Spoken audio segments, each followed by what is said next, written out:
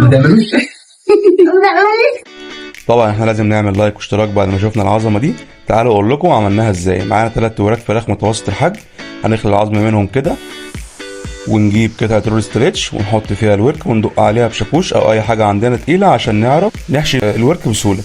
نتبل بقى الفراخ ونبشر بصلايه وطماطمايه وملح وفلفل اسود وعصره ليمون، وهنتبل الوراك وهنحطها في التلاجة حوالي نص ساعه.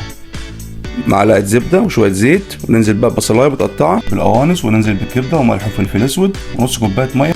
هنقلب كده وهنسيبه يستوي نص سوا حوالي 10 دقايق، ونحشي بقى الوراك ونقفل بخله.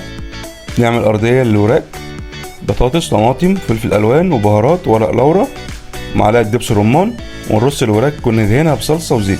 هننزل بقى بنص كوبايه ميه ونغطي بقى بورق زبده وفويل، وندخل الفرن حوالي 40 دقيقه على درجه حراره 180.